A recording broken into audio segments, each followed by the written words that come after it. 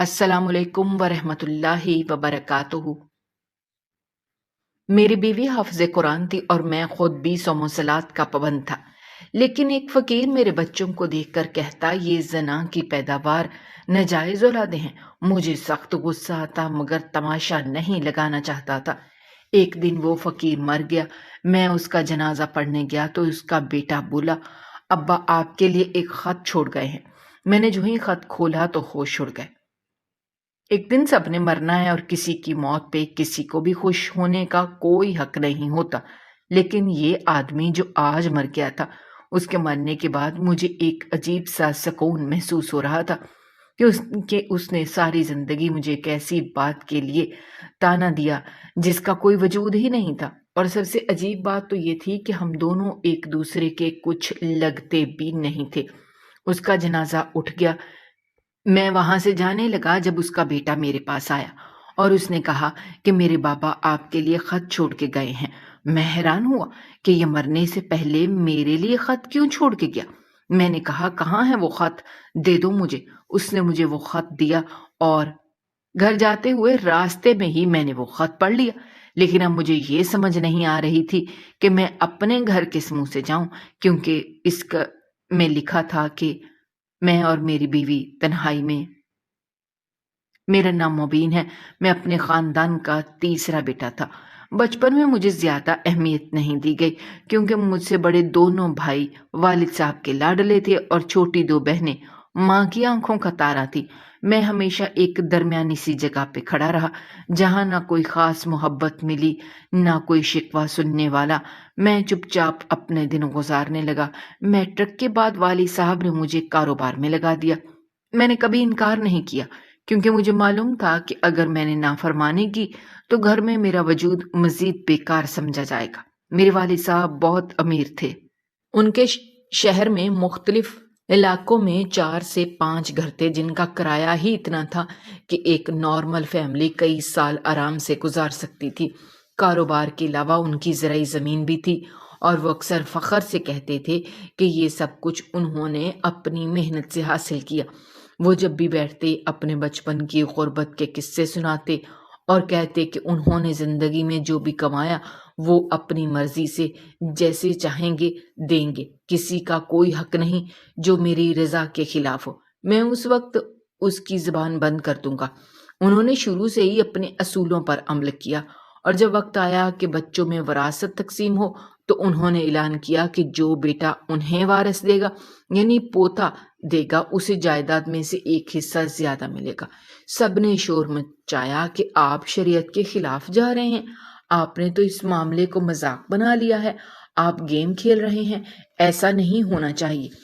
लेकिन उनका जवाब हमेशा यही होता कि ये सब कुछ मैंने कमाया है, मैं किसी को जवाबदेह नहीं हूँ, मेरी मर्जी, जिसे दूं जिसे ना दूं। हमारी दोनों बहनों को भी उन्होंने शरीयत के मुताबिक हिस्सा देने के बजाय बस कुछ रकम और प्लाट दे दिया जो उनके ख्याल में काफी था। उनके मुताबिक बेटियां पराया धन होती हैं और असल वारस बेटे होते हैं। ऐसे माहौल में मेरी शादी हुई। शुरू शुरू में मेरी बीवी का रवैया मोहतात था क्योंकि वो जानती थी कि हमारे खानदान में औरत और जायदाद के मसले हमेशा पचीदा रहे हैं। वो हाफिज़ कुरान थी और दीन से बहुत करीब थी। उसने कभी मुझसे कोई ज्यादा की ख्वाहिश नहीं की थी। लेकिन उसने एक दिन कहा कि अगर हमें बेटा हो गया तो शायद तुम्हें भी जायदाद में ज्यादा हिस्सा मिल जाए। मैंने हंसकर कहा कि मुझे इस सब से फर्क नहीं पड़ता, मेरे लिए अहम तुम हो, तुम्हारी इज्जत है। लेकिन वक्त का पहिया घूमता रहा। हमारी शादी के 2 साल बाद तक हमें कोई औलाद ना हुई, जिस पर घर में चुपके चुपके बातें शुरू हो गई। कुछ लोगों ने कहा कि शायद तुम्हारे नसीब में औलाद नहीं, कुछ ने मेरी बीवी पर उंगली उठाई। लेकिन हम दोनों ने सब्र किया, दुआ करते रहे, रातों को जाग कर अल्लाह के हजूर झुकते रहे और फिर अल्लाह ने वो वक्त दिखाया जिसने हमारी दुनिया बदल दी। हमारी दुआएं कबूल हुई और हमें एक नहीं 2 जुड़वां बेटे अता हुए। जब उन्हें मेरे वालिद साहब की गोद में दिया गया तो वो बेसाख्ता रो पड़े। उनकी आंखों में खुशी के आंसू थे। उन्होंने मेरे दोनों बेटों को सीने से लगाया और फिर सब भाइयों को बुलाकर ऐलान किया کہ میں نے اپنے دونوں بڑے بیٹوں کو ان کا حصہ دے دیا ہے، جو کچھ بچا ہے وہ میں مبین کو دے رہا ہوں، کیونکہ اس نے مجھے وارث دیے ہیں۔ سب خاموش ہو گئے، کسی نے کچھ نہ کہا۔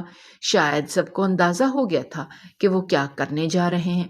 یوں اچانک میں سب سے امیر آدمی بن گیا۔ میرے پاس اتنی جائیداد آ گئی کہ میں چاہتا تو دنیا گھوم سکتا تھا، لیکن میرے دل میں کبھی غرور نہیں آیا تھا۔ میں اور میری بیوی ہمیشہ اللہ کا شکر ادا کرتے رہے۔ میرے دونوں بیٹے جیسے جیسے بڑے ہوتے گئے، ہم نے انہیں بھی یہی سکھایا کہ شکر گزاری سب سے بڑی دولت ہے۔ میرے بیٹے اب 4 سال کے ہو چکے تھے، معصوم شرارتوں سے گھر کو رونق بخشنے والے۔ میری صبح ان کی آواز سے شروع ہوتی اور رات ان کی باتوں پر ہنستے ہنستے ختم ہوتی۔ والد صاحب کو اس دنیا سے گئے 1 سال ہو چکا تھا۔ ان کے جانے کے بعد خاندان میں کچھ بدلاؤ آئے، لیکن ہم نے خود کو کبھی اس سیاست کا حصہ نہیں بنایا۔ میں اکثر ان کی باتیں یاد کرتا، ان کا غصہ، ان کی ضد اور ان کی محبت، سب کچھ جیسے میرے اندر ایک خزانے کی صورت میں محفوظ ہے۔ میں نے ان کے کہے ہر لفظ کو دل میں بسا لیا تھا۔ میں نے اپنے بیٹوں کے نام پر خیرات شروع کی تھی۔ ہر جمعے کو مسجد میں روٹی اور گوشت بھجواتا تھا۔ میری بیوی ہر رمضان قرآن ختم کرتی اور دعا کرتی کہ اللہ ہمیں سیدھے راستے پر رکھے۔ ہم نے کبھی اللہ سے زیادہ کی دعا نہیں کی تھی، بلکہ جو کچھ دیا اس پر سجدہ شکر ادا کیا۔ آج جب میں اپنے گھر کے صحن میں بیٹھ کے اپنے بیٹوں کو کھیلتا دیکھتا ہوں تو مجھے لگتا ہے کہ میں دنیا کا خوش نصیب ترین شخص ہوں، کیونکہ میرے پاس دولت بھی ہے، محبت بھی ہے، سکون بھی ہے، اور سب سے بڑھ کر میرے والد کی رضا بھی ہے۔ میں چاہتا ہوں کہ میرے بیٹے بھی ویسے ہی نیک بنے جیسے میں نے خواب دیکھے ہیں۔ میں انہیں دنیا کی ہر آسائش دوں گا، لیکن ساتھ ہی ساتھ ان کے دلوں میں اللہ کا خوف بھی ڈالوں گا، کیونکہ میں جانتا ہوں کہ اصل کامیابی اسی میں ہے۔ آج میری زندگی کا ہر دن میرے والد کی دی گئی دعاؤں کا پھل ہے اور میری بیوی کی دیانتداری کا انعام ہے، اور میں چاہتا ہوں کہ یہ سلسلہ کبھی ختم نہ ہو۔ میری نسلیں بھی اتنی ہی نیک ہوں جتنی میرے والد نے مجھے بنانے کی کوشش کی تھی۔ زندگی میں سب کچھ ٹھیک چل رہا تھا۔ میرے بیٹے علی اور حسن 4 سال کے ہو چکے تھے۔ دونوں کی معصوم باتیں اور شوخیاں گھر کو باغ بنائے رکھتی تھی۔ میری بیوی کا چہرہ ہمیشہ مطمئن اور پرسکون رہتا تھا۔ ہر روز وہ بچوں کے کپڑے خود دھوتی، ان کی صفائی کا خاص خیال رکھتی، ان کے لیے نئے کھلونے لاتی، اور بچوں کے لیے گھر میں ایک الگ سا کمرہ بنوا رکھا تھا جسے رنگ برنگی تصویروں، قرآن کی آیات سے سجا رکھا تھا۔ میں صبح دفتر جاتا تو علی اور حسن دروازے تک چھوڑے آتے۔ شام کو واپس آتا تو دونوں میری ٹانگوں سے لپٹ جاتے اور ضد کرتے کہ انہیں باہر لے جاؤں، پارک لے جاؤں یا انہیں آئس کریم دلواؤں۔ میں ان کی ہر خواہش پوری کرتا تھا، کیونکہ میں جانتا تھا کہ میرے والد کی دعاؤں اور میرے رب کے کرم سے یہ دونوں نعمتیں مجھے ملی ہیں۔ ایسے میں ایک دن میری بیوی نے ذکر کیا کہ ہمارے محلے کے کونے پر بیٹھنے والا فقیر کچھ دنوں سے عجیب نظروں سے ہمارے بچوں کو دیکھتا ہے۔ میں نے کہا چھوڑو، ایسے لوگوں کو نظر انداز کرنا ہی بہتر ہوتا ہے، لیکن جب میں نے خود اس کی نظریں محسوس کی تو میرے دل میں ایک خلش سی ہونے لگی۔ وہ جب بھی میرے بیٹوں کو دیکھتا تو اس کی آنکھوں میں ایک عجیب سی سختی ہوتی، جیسے نفرت میں لپٹی ہوئی ہو، جیسے اس کے دل میں کوئی بغض ہو۔ میں نے شروع میں اسے سنجیدہ نہیں لیا، لیکن پھر ایک دن میرے کانوں تک یہ خبر پہنچی کہ اس فقیر نے لوگوں کے سامنے کہا ہے کہ میرے دونوں بچے ناجائز ہیں، زناکاری کا نتیجہ ہیں۔ میں دنگ رہ گیا، میری آنکھوں کے سامنے اندھیرا سا چھا گیا۔ مجھے لگا شاید کسی نے جھوٹ بول دیا ہو یا غلط سنا ہو، کیونکہ کوئی ایسا کیسے کہہ سکتا ہے۔ میرے دل میں طوفان سا اٹھا، لیکن میں نے خود پر قابو پایا اور اگلے دن اس بات کو ذہن سے نکالنے کی کوشش کی، مگر وہ فقیر میرے ذہن سے نہیں نکلا۔ میں جب بھی بچوں کو باہر لے جاتا تو وہ کسی نہ کسی کونے میں نظر آ جاتا اور کچھ نہ کچھ بڑبڑاتا رہتا۔ میں نے غور کیا کہ وہ باقی سب بچوں کو ایسے نہیں دیکھتا صرف میرے بچوں کو دیکھ کر اس کے چہرے کا رنگ بدلتا ہے، اس کی نظریں ایک خنجر کی طرح محسوس ہونے لگیں۔ اور پھر ایک دن اس نے میری موجودگی میں وہی بات دہرائی۔ وہ سامنے آیا اور کہا، کہیں یہ تمہاری اولاد ناجائز تو نہیں؟ زناکاری کا انجام ہے۔ میں سکتے میں آ گیا، میرے جسم کا خون کھولنے لگا۔ میں ایک قدم اس کی طرف بڑھا۔ میرا ارادہ تھا کہ میں اسے گریبان سے پکڑوں اور اس سے پوچھوں کہ اس کی یہ جرت کیسے ہوئی، لیکن اسی لمحے کچھ محلے والوں نے مجھے روک لیا اور کہا کہ یہ تو پاگل ہے، اس کی باتوں کا برا نہ مناؤ، یہ ہر کسی کو کچھ نہ کچھ کہتا رہتا ہے۔ میں نے کہا، یہ پاگل نہیں ہے، یہ دن بھر بھیک مانگتا ہے، لوگوں کے گھروں کے سامنے بیٹھ کر مانگتا ہے، بیوی بچے بھی رکھے ہوئے ہیں، اس کا اپنا گھر ہے۔ اگر یہ پاگل ہوتا تو اتنی ترتیب سے سب کچھ کیسے چلا رہا ہوتا؟ پاگل ہونے کا مطلب یہ تو نہیں کہ زبان کی ہر حد پھلانگ لی جائے اور کسی کی عزت پر انگلی اٹھا دی جائے۔ میں غصے سے لرز رہا تھا مگر خود پر قابو پایا۔ میں جانتا تھا کہ اگر میں نے کوئی قدم اٹھایا تو الزام مجھ پر آئے گا، لوگ کہیں گے کہ میں نے ایک غریب کو مارا ہے۔ میں نے خود کو سنبھالا، چپ چاپ گھر چلا آیا، لیکن میرا دل اندر ہی اندر جلتا رہا۔ میں نے یہ بات اپنی بیوی کو بتائی تو وہ حیرت زدہ رہ گئی کہ آخر ہم ہی کیوں اس کے نشانے پر ہیں۔ وہ بھی خاموش ہو گئی۔ اس دن کے بعد اس فقیر کی حرکتیں بڑھ گئیں۔ وہ اب روزانہ میرے راستے میں آ کر کچھ نہ کچھ بولنے لگا۔ کبھی کہتا، اللہ سب کو معاف کرے، بعضوں کی گناہ کی سزا اولاد کو بھگتنی پڑتی ہے۔ کبھی کہتا، تمہاری بیوی تو بہت نیک بن رہی ہے، لیکن لوگوں کو پتا سب کچھ ہے۔ میں اپنے اندر کا غصہ دباتا رہا۔ میں چاہتا تھا کہ کوئی گواہی دے کہ یہ انسان واقعی کسی ذہنی بیماری کا شکار ہے، لیکن سب کہتے تھے کہ بس پاگل ہے، چھوڑ دو، یہ اس کی پرانی عادت ہے، ہر کسی کو کچھ نہ کچھ کہہ دیتا ہے۔ ایک دن میں بچوں کے ساتھ پارک جا رہا تھا۔ اس نے میرے بیٹوں کو دیکھ کر بلند آواز میں کہا، تم دونوں اپنی ماں کا نام تو لو، کون ہے تمہاری ماں؟ مجھے لگا جیسے میرے دل میں کسی نے تیر چبو دیا۔ میں پلٹا، غصے سے اس کی طرف بڑھا۔ لوگوں نے پھر بیچ بچاؤ کروایا۔ میں نے اس دن اسے دھمکی دی کہ آئندہ اگر تم نے میرے بچوں کے بارے میں ایک لفظ بھی کہا تو میں قانونی کارروائی کروں گا۔ وہ ہنسا اور بولا، جاؤ جا کر لو، مجھے کون سا پولیس سے ڈر لگتا ہے، میں روز تھانے کے باہر مانگتا ہوں، مجھے سب جانتے ہیں، سب مجھے کھانے کو دیتے ہیں، کوئی مجھ سے کچھ نہیں کہتا، تم کیا کرو گے؟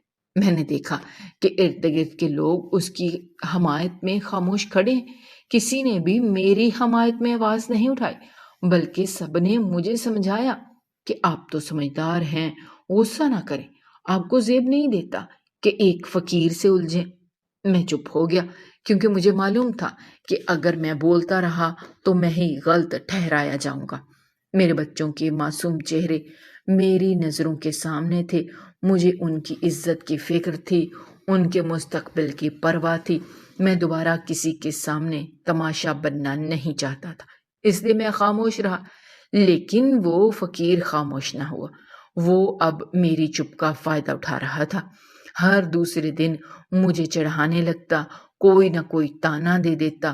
میں روز سوچتا کہ آخر یہ سب میرے پیچھے کیوں پڑ گیا ہے، میرے ہی بچوں کو کیوں نشانہ بنا رہا ہے؟ آخر اس کے دل میں ایسا کیا بغض ہے جس نے اس کی زبان کو زہر آلود کر دیا ہے؟ میں کئی راتوں تک سو نہیں پایا۔ میں نے دعا کی کہ یا اللہ، اس فتنے سے بچا، مجھے صبر عطا کر، میرے بچوں کو اس کی زبان سے محفوظ رکھ۔ اب یہ معاملہ معمولی نہیں رہا تھا، یہ میری عزت کا سوال بن چکا تھا۔ میں اس کی وجہ جاننا چاہتا تھا۔ میں جاننا تو چاہتا تھا کہ وہ ایسا کیوں کہتا ہے، اس کے الفاظ میں اتنا زہر کیوں ہوتا ہے، میری اولاد ہی اس کی نفرت کا مرکز کیوں تھی؟ لیکن مجھے ایسی کوئی کڑی نہ ملی جو اس طرف لے جاتی جہاں سے یہ سب شروع ہوا۔ نہ کسی نے کبھی کچھ بتایا، نہ کبھی اس فقیر نے کوئی ایسی بات کی جس سے میں اندازہ لگا سکتا کہ آخر اس کی نفرت کی اصل بنیاد کیا ہے۔ شروع میں مجھے غصہ آتا تھا، پھر حیرت ہوتی تھی، پھر یہ سب معمول بن گیا، جیسے زندگی میں ایک ناگوار سا شور جو پس منظر میں رہتا ہی ہے مگر نظر انداز بھی نہیں ہوتا۔ میں نے آخر کار اسے اس کے حال پر چھوڑ دیا، کیونکہ میرے پاس اور بہت کچھ تھا سوچنے کے لیے۔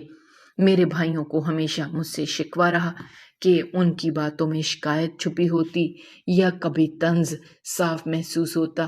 جب سے میرے والد نے اپنی جائیداد کا بقیہ حصہ مجھے دے دیا تھا، کیونکہ میرے ہاں بیٹے پیدا ہوئے تھے، تب سے یہ بات ان کے دل میں کانٹے کی طرح چبھی ہوئی تھی۔ میرے بڑے بھائی کی 3 بیٹیاں تھیں، دوسرے بھائی کے ہاں بھی 2 بیٹیاں تھیں اور پھر بعد میں ایک بیٹا بھی ہوا، لیکن اس وقت تک جائیداد تقسیم ہو چکی تھی۔ میرے والد کا وعدہ پورا ہو چکا تھا۔ وہ کہتا تھا کہ جس کے ہاں وارث آئے گا وہی اضافی حصہ لے گا، اس لیے وہ جائیداد اتنی اہم نہ تھی جتنی میرے بچوں کی خوشی، میرے والد کی خوشی اور میرے رب کی نعمت۔ لیکن بھائیوں نے اس بات کو نہیں بھلایا۔ میرے چہرے پر چھوٹا سا سکون بھی ان کے لیے تکلیف دہ ہوتا تھا۔ میں نے کئی بار کوشش کی کہ تعلقات معمول پر آ جائیں۔ میں نے ان کے بچوں سے پیار کیا، ان کی بیٹیوں کو عید پر کپڑے اور تحفے دیے، لیکن ان کے دل میں میرے لیے نفرت پختہ ہوتی گئی۔ میرا دل بیٹی کے لیے مچلتا تھا۔ جب بھی میں کسی بچی کو دیکھتا تو دل کرتا کہ وہ میری ہو، میرے گھر میں ہو، میرے ہاتھوں سے کھائے، میرے گلے لگے۔ میرے بیٹے بہن چاہتے تھے ایک چھوٹی سی بہن جسے وہ گود میں اٹھائیں، اسے اسکول لے کر جائیں۔ میں بار بار اپنی بیوی سے کہتا کہ ایک بیٹی ہو جائے تو زندگی مکمل ہو جائے۔ وہ خاموش ہو جاتی، وہ میرے دل کا حال سمجھتی تھی۔ ہم نے باقاعدہ ڈاکٹر سے رجوع کیا، کئی بار ٹیسٹ کروائے، دوا کھائی، دعائیں کی، مگر اولاد نہ ہوئی۔ ایک دن ڈاکٹر نے بلایا اور کہا کہ میں ایک بہت ہی احتیاط سے کہہ رہا ہوں کہ آپ کی بیوی اب کبھی ماں نہیں بن سکتی۔ میں سکتے میں آ گیا، میرے ہاتھ کپ کپانے لگے۔ میں نے کہا یہ کیسے ہو سکتا ہے؟ اس نے 2 بچوں کو جنم دیا ہے، وہ بھی ایک ساتھ۔ ڈاکٹر نے میری طرف دیکھا اور کہا جی مجھے یاد ہے، کیونکہ کیس میرے ہاتھوں میں تھا۔ آپ کی بیوی میری رشتہ دار بھی ہے، لیکن بعض اوقات حمل کے دوران یا زچگی کے بعد کوئی ایسا مسئلہ ہو جاتا ہے جو دیر سے سامنے آتا ہے اور جس کا علاج ممکن نہیں ہوتا۔ اسے سچ ماننا میرے لیے بہت مشکل تھا، لیکن میں نے حقیقت کو قبول کر لیا۔ میں نے بیوی سے کچھ نہ کہا کیونکہ وہ خود پہلے سے خاموش اور نڈھال سی تھی۔ اس نے خود کو اور زیادہ عبادات میں مصروف کر دیا اور میں نے اپنے رب سے دعا کرنا جاری رکھی۔ لیکن دل کے کسی کونے میں یہ بات ہمیشہ کے لیے بس گئی تھی کہ میری بیٹی صرف خواب میں ہی آئے گی۔ میرے بھائیوں کو بیٹی کو دیکھتا تو دل کرتا کہ انہیں گلے لگا لوں، لیکن ان کے ساتھ وقت گزاروں۔ کبھی کسی کو شاپنگ پر لے جاتا تو کبھی کسی کو اسکول چھوڑنے جاتا۔ میں بچوں جیسی باتیں کرتا، ان کے ساتھ ہنستا کھیلتا تھا، پر میرے بھائی یہ سب برداشت نہیں کرتے تھے۔ ان کی باتوں میں طنز چھپا ہوتا تھا کہ بیٹوں والا مغرور ہو گیا ہے۔ وہ کہتے تھے ایک بیٹی کے لیے ترس رہا ہے اور قسمت نے اسے صرف بیٹے دیے، حالانکہ بیٹے کو زیادہ حصہ ملا تھا۔ ہم تو بیٹیوں کے ساتھ زندگی گزار رہے ہیں۔ اور ایک دن ان میں سے ایک بھائی نے صاف صاف کہہ دیا کہ دولت سے عزت نہیں خریدی جا سکتی، بیٹوں سے بڑائی نہیں آتی۔ میں نے ہنس کر بات ٹال دی، لیکن دل میں ایک کسک سی رہ گئی کہ ہم بھائی ہو کر بھی کبھی ایک نہ ہو سکے۔ میں اس نفرت کی وجہ کبھی سمجھ نہ پایا کہ میرے صبر کرنے کے باوجود، پیار کرنے کے باوجود وہ مجھے اپنا نہ سکے۔ میں نے ان سے دوری اختیار کر لی۔ اب ہم صرف کسی جنازے یا شادی پر ملتے تھے، رسمی انداز میں مصافحہ ہوتا اور بات ختم ہو جاتی۔ اسی دوران اچانک ایک دن محلے میں خبر پھیلی کہ وہ فقیر جو برسوں سے یہاں رہتا تھا وہ فوت ہو گیا ہے۔ میں نے یہ خبر سنی تو ایک عجیب سا سکون محسوس ہوا۔ دل میں نہ خوشی تھی نہ غم، بس ایک ٹھہراؤ تھا، جیسے کسی شور کے ختم ہونے کے بعد کی خاموشی میں گہرا سناٹا ہوتا ہے۔ میں نے سوچا اس کی موت سے مجھے کوئی سکون نہیں ملنا چاہیے، یہ تو انسانیت کے خلاف ہے کہ کسی کی موت پر دل مطمئن ہو۔ لیکن میں نے یہ بھی نہیں سوچا کہ کاش وہ زندہ رہتا۔ مجھے سمجھ نہیں آ رہا تھا کہ میرے دل میں اس کے لیے کیا جذبات ہیں۔ میں جنازے پر گیا، کچھ لوگ تھے، زیادہ نہیں، شاید وہ بھی جانتے تھے کہ وہ کس مزاج کا انسان تھا۔ اس کے بیوی بچے وہیں تھے۔ میں نے ان کے چہروں پر دیکھا تو ایک طرح کی الجھن تھی، جیسے انہیں خود بھی یقین نہ آ رہا ہو کہ اب وہ مر گیا ہے، اور جو ان کی زندگی کا محور تھا یہ شاید بوجھ بن چکا تھا۔ جنازے کے بعد میں گھر واپس آیا تو میری بیوی نے پوچھا کہ گئے تھے؟ میں نے ہاں میں سر ہلایا اور بس خاموش بیٹھ گیا۔ مجھے اس فقیر کی باتیں یاد آئیں جو اس نے میرے بچوں کے بارے میں کہی تھی۔ میں نے اپنے بیٹوں کو دیکھا، وہ صحن میں کھیل رہے تھے، ہنستے مسکراتے معصوم چہروں کے ساتھ، اور میں نے دل ہی دل میں شکر ادا کیا کہ اللہ نے ان معصوموں کو ہمیشہ محفوظ رکھا، کسی کی بد دعا سے، کسی کی نفرت سے اور کسی کی زبان سے۔ میں نے رب سے دعا کی کہ ان بچوں کی ہمیشہ حفاظت کرنا، ان پر کبھی ایسا وقت نہ آئے کہ ان کے وجود پر کوئی انگلی اٹھا سکے۔ فقیر مر گیا، لیکن اس کے الفاظ میرے دل میں کہیں نہ کہیں گونجتے رہے، جیسے کوئی زخم جو بھر تو گیا ہو مگر درد اب بھی باقی ہو۔ جنازہ پڑھ کے جب میں واپس جانے لگا تو اچانک اس فقیر کا بیٹا میرے سامنے آ گیا۔ وہ عمر میں زیادہ نہیں لگ رہا تھا، کوئی 12 یا 13 سال کا ہوگا۔ اس کی آنکھوں میں الجھن بھی تھی اور ایک عجیب سا اعتماد بھی۔ اس نے آتے ہی کہا کہ مجھے آپ سے ایک ضروری بات کرنی ہے۔ میں حیران ہو کر اسے دیکھنے لگا اور کہنے لگا، میرے والد صاحب آپ کے لیے ایک خط چھوڑ کر گئے ہیں۔ یہ سن کر میں مزید حیران ہو گیا۔ میں نے پوچھا، میرے لیے؟ تو وہ بولا، جی ہاں، آپ ہی کے لیے۔ انہوں نے کہا تھا میں یہ خط آپ کو دے دوں، آپ کو ہی دینا ہے، کسی اور کو نہیں۔ میں نے ایک لمحے کے لیے سوچا کہ شاید کسی اور مبین کی بات ہو رہی ہوگی، لیکن اس کی لہجے میں اتنی سچائی اور یقین تھا کہ میں خاموش ہو گیا، اور اس نے جیب سے ایک طے کیا ہوا پرانا خسا خط نکالا اور میرے ہاتھوں میں تھما دیا۔ میں نے کہا، تمہیں یقین ہے یہ میرے لیے ہے؟ تو اس نے سر ہلایا اور بولا کہ میں نے ان کے آخری وقت میں ان کی آنکھوں سے یہ وعدہ کیا تھا۔ وہ بار بار یہی کہتے رہے کہ اسے میرے مرنے کے بعد یہ خط ضرور دینا، چاہے جو بھی ہو جائے۔ میں نے خط پکڑا اور وہاں سے چل پڑا۔ مجھے عجیب سی بے چینی ہونے لگی تھی، جیسے کوئی طوفان آنے والا ہو۔ رکشے میں بیٹھا تو خط کھول لیا۔ تحریر ہاتھ سے لکھی ہوئی تھی۔ صاف ظاہر تھا کہ لکھی گئی تحریر کسی شدید جذباتی حالت میں لکھی گئی تھی۔ خط کے شروعات میں اس نے اپنا نام لکھا تھا اور پھر لکھا تھا کہ مبین، میں نے تم سے زندگی بھر نفرت کی۔ تمہارے بچوں کو دیکھ کر میرا دل جلتا تھا، کیونکہ وہ بچے تمہارے نہیں تھے، وہ بچے اس دنیا کے سب سے بڑے دھوکے کا نتیجہ تھے، اور تمہیں اس کا علم بھی نہیں تھا۔ ہماری بیوی نے تمہارے ساتھ جو کیا وہ شاید کوئی اور عورت نہ کر سکتی۔ مجھے اس بات کا پورا یقین ہے، کیونکہ وہ سب میں نے خود دیکھا اور سنا اور جانا۔ میں جانتا ہوں کہ تم مجھے پاگل سمجھتے تھے، لیکن میں پاگل نہیں تھا۔ میں وہ تھا جو تمہاری حقیقت جانتا تھا، لیکن زبان بند تھی، کیونکہ کسی کو یقین نہ آتا۔ تمہاری بیوی نے اپنے لالچ میں تمہیں استعمال کیا، اپنے اس رشتے دار کے ساتھ جو ڈاکٹر ہے، جس کے پاس تم اپنی بیوی کا علاج کروانے گئے تھے جب تمہارے ہاں اولاد نہیں ہو رہی تھی۔ تمہیں کبھی شک بھی نہ گزرا کہ علاج کے دوران کیا کچھ ہو سکتا ہے۔ تم نے کبھی یہ نہ سوچا کہ تمہیں ہی شاید کوئی جسمانی مسئلہ ہو، کیونکہ مردانگی کا زوم تمہارے اندر بھی تھا۔ تمہیں یہ معلوم ہونا چاہیے کہ وہ دونوں بچے اسی کے ہیں، نہ کہ تمہارے۔ میرے پاس اس بات کا ثبوت نہیں کہ میں عدالت جا سکوں، لیکن ضمیر کی عدالت میں گواہی دے چکا ہوں۔ یہ خط شاید تمہیں جلا دے، شاید تم پھاڑ دو، لیکن اگر تمہارا ضمیر ابھی زندہ ہے تو یہ سچ تمہیں ہلا دے گا۔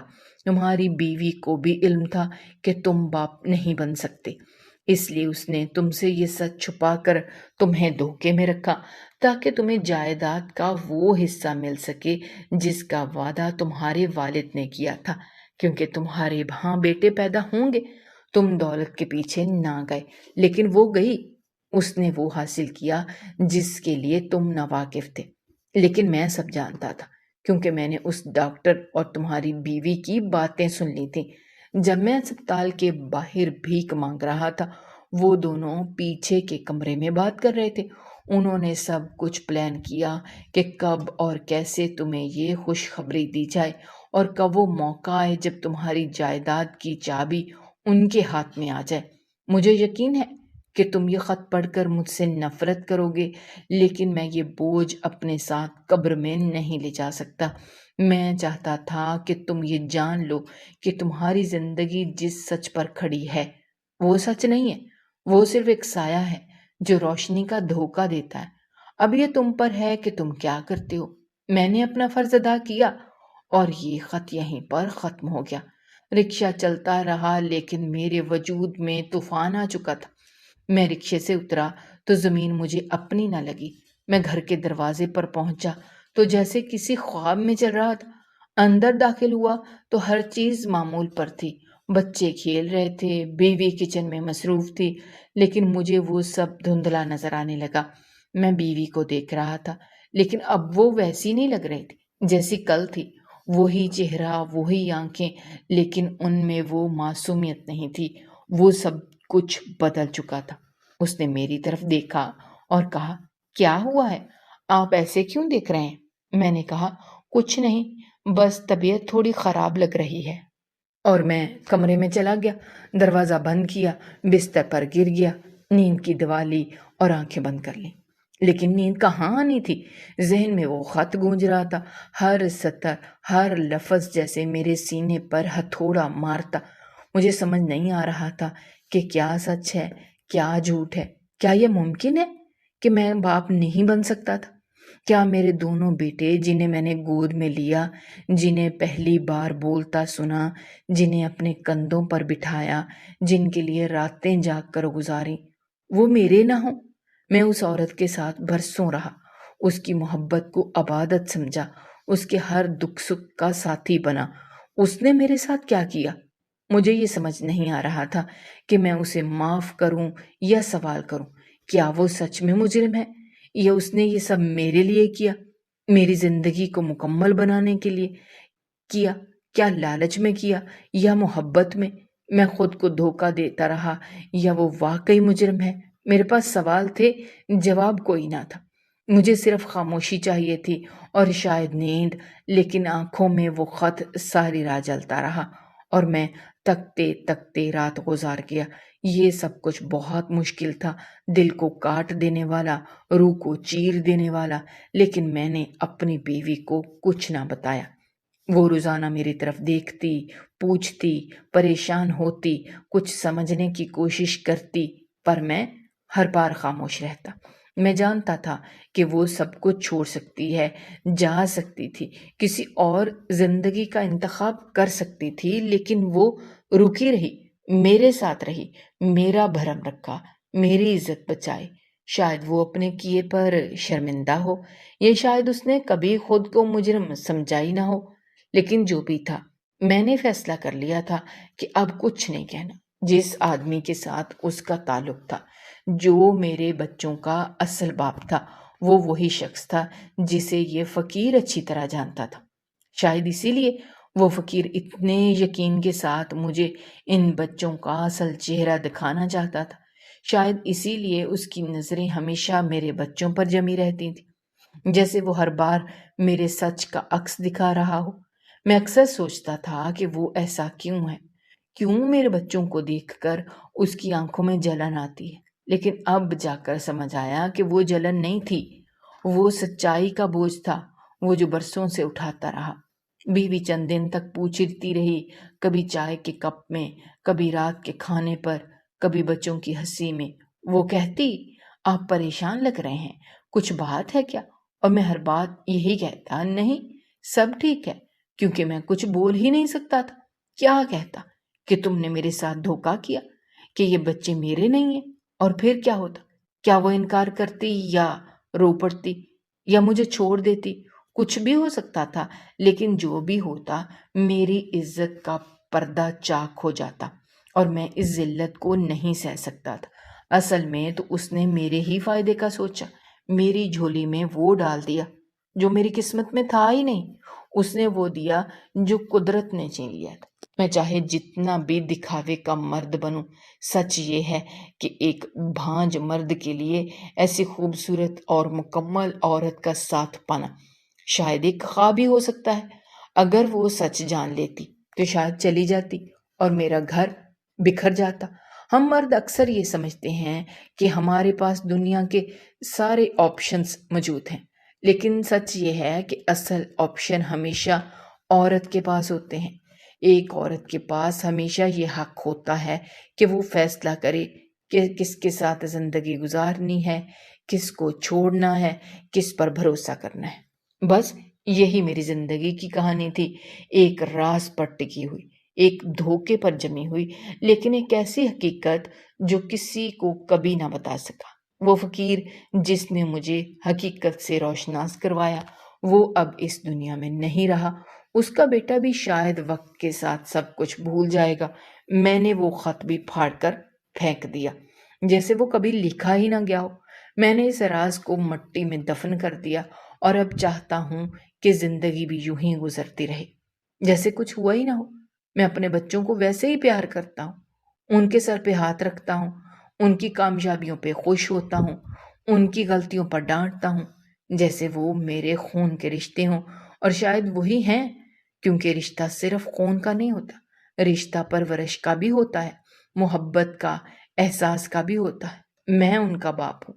یہ سچ اب کسی کاغذ یا خون کے ثبوت کا محتاج نہیں۔